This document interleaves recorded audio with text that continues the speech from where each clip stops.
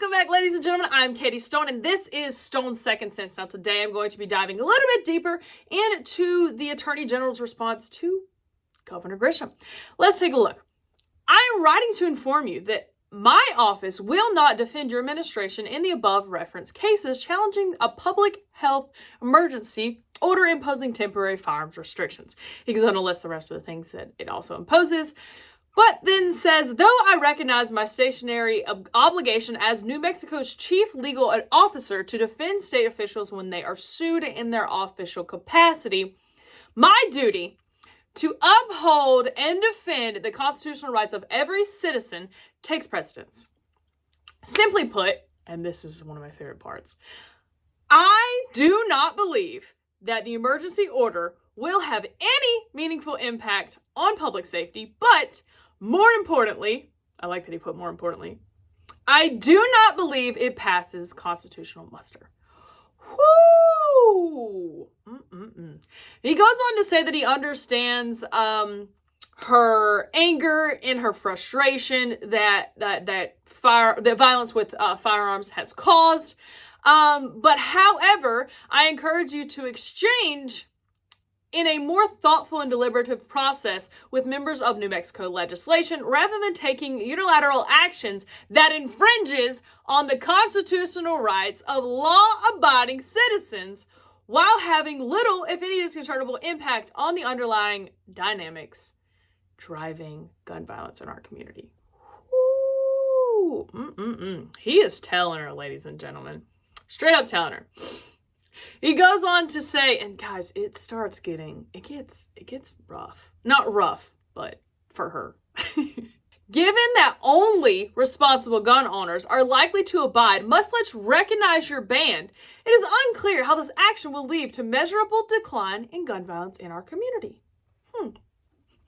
He goes on and says, it is near certain that the emergency order will still be found to violate both the Second Amendment of the United States Constitution and Article 2, Section 6 of the United States, or the New Mexico Constitution. So he's like, listen, not only are you violating the Constitution of the United States, but you're also violating New Mexico Constitution. Whew. He goes on to say, the Second Amendment secures the right of the people to keep and bear arms, and the United States Supreme Court has clarified that individual self-defense is the central component of the Second Amendment's right in McDonald. You guys remember the McDonald case. Now he goes on to say, and starts quoting Heller. So you guys, he's already hitting two of the three big times, Heller and McDonald. And then he goes on with the final boom. Bruen. Ladies and gentlemen, let's read this. The Bruen court emphasizes that its importance of a governmental objective is irrelevant in the constitutionality of the state's regulation of firearms. If the regulation interferes with an individual's right to armed self-defense, it is presumably unconstitutional and can only be upheld if the government is able to affirmatively prove that its firearm regulation is part of the historical tradition that delimits the outer bounds of the right to keep and bear arms. Bruen decision. So he slaps her with the Heller, he slaps her with McDonald, and then he comes in with that third hit, the Bruen. Ladies and gentlemen, he is just going on and being like, listen, none of this works. Of this approach that places it outside the historical tradition of gun regulation in this country and thus unlikely to survive. Now, he's basically telling her, listen, I don't even agree with you, but even if I did agree with you, everything you're doing is unconstitutional and it's not going to hold up in court. There's no, I'm not going to win because it's unconstitutional. So I not only do I not agree with you, but I'm not jumping on this bandwagon. He goes on to say, for these reasons, my office cannot undertake a defense of the emergency order, and though we will provide a limited commission for your administration to defend those actions in the above referenced cases, I strongly encourage you to consider whether the time and the energy dedicated to this defense might be better utilized in the development of comprehensive legislation responsive to the problem of gun violence for the New Mexico legislation to consider during the upcoming season. He's like, listen, you're wrong.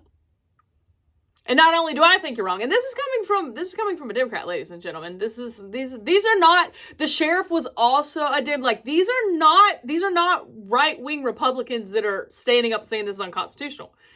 These are Democrats.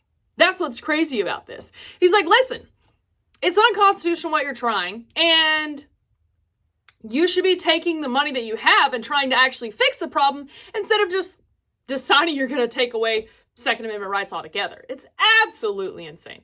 Now, ladies and gentlemen, there is so much in this, so make sure you check out my description below where I'm gonna link the where I found this letter so you can read it, because I think you're gonna want to read it so you can laugh and also like applaud at the same time. It's pretty good information. I feel like it's very important that everyone reads it, because not only does it give you fuel in case anyone ever questions you later on, he's straight smacking. Like, it's just like she's sitting and she's just sitting there taking punches, because it's coming from all sides. No one is standing behind her. Everyone's like, no, this is unconstitutional. And it's bad. She keeps defending it. That's what drives me even worse, is she's like, nope, I'm right. I can do it. I can do whatever I want. Well, you would be wrong, and everyone is telling you that. But you guys have heard my opinions. I've done lots of videos on this information, and you guys, please hit that subscribe button, because there will be so much more like this coming up in the future. I mean, if she's the first one trying it, you know there's going to be so much more to it. So make sure you are hitting that subscribe button, make sure you're hitting that like button, and make sure that you have a great day.